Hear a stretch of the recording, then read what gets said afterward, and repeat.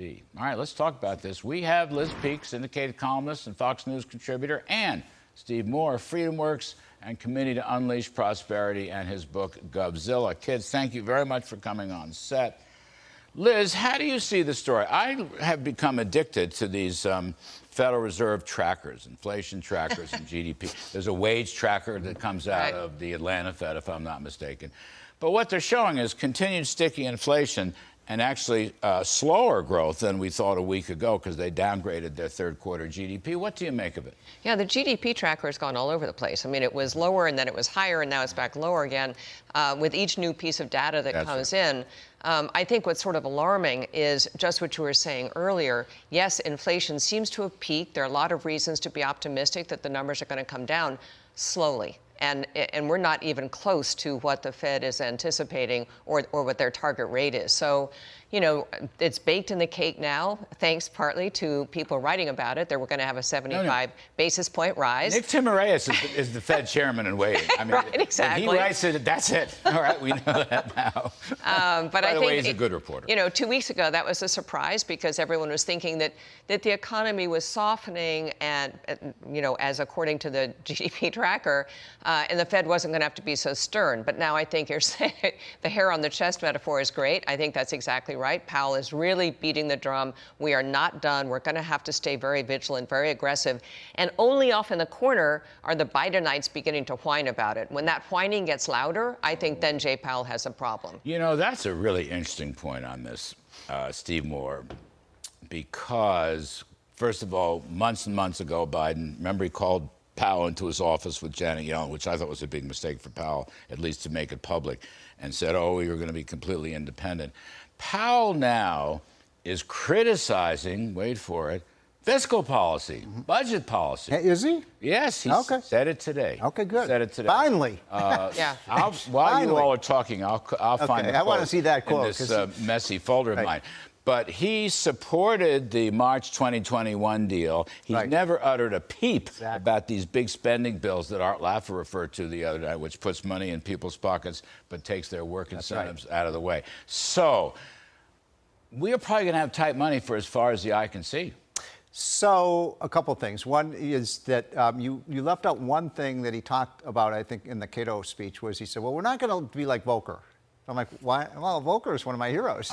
Whoa, I didn't know that. I think he said, I mean, there was some comment he made about, well, Volcker went too far. And maybe, you know, you can have an argument about that. But what Volcker did is he drained that inflation out of that 10-year inflation. And once he did, and you had the Reagan tax cuts, boom. Yes. You know, so that made me a little bit nervous. I like the rhetoric, though, that's coming out of, you know, the job number one for the Fed is to drain the inflation, not climate change. Right. Did you see one of the Fed governors saying we have to worry about climate change? I mean, I'll have to look it up. But, oh no, that's an important point. Yeah, I mean, they've got a bunch of people on this Fed Reserve Board. They think they're climatologists, and so now I'm going to take the under. Yep. Not the over, the under on that 8.2% inflation prediction. I think it's going to be lower than that. I think we're headed to maybe 5 or 6%, which is, you're right, that's still a long way from the 2% target.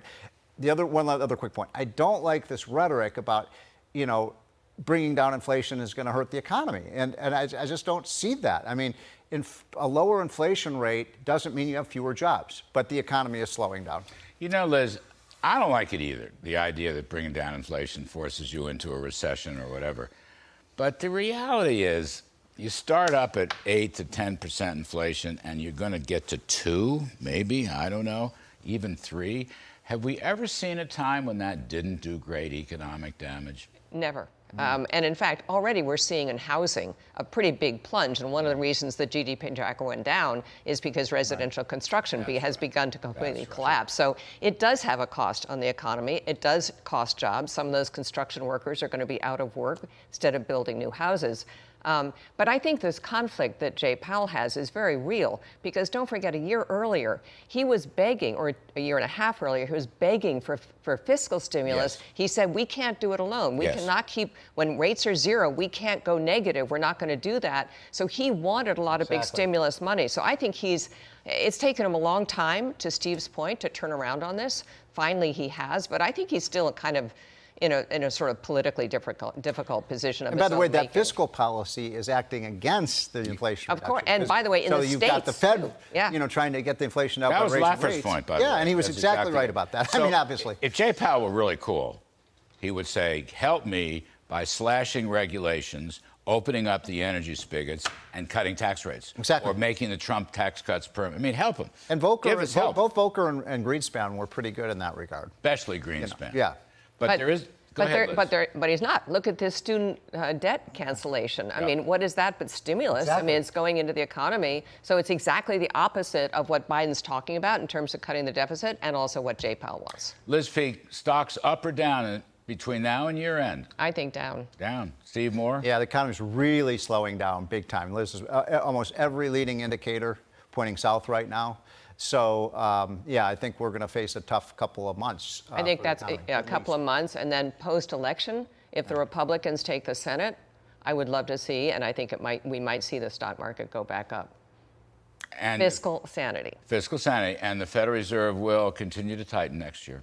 Got to get They back will. to 2 to 3%. People have It's underrated chemotherapy, but you got to do it. There was a view on Wall Street this summer, earlier in the summer, they were going to ease next year. I mean, Powell and even Lael Brainerd, who's kind of the dovish dove, she said, don't expect us to ease next year. We're Maybe going to be we in can this do battle for quite some time. what the Brits are doing, fracking, and they're getting into the energy story. I Really? love this. Liz Truss. I love it. She's a fracker. Anyway, Liz Peek, a fracker. Steve Moore, fracker and a a fracker. tracker. We'll all frack.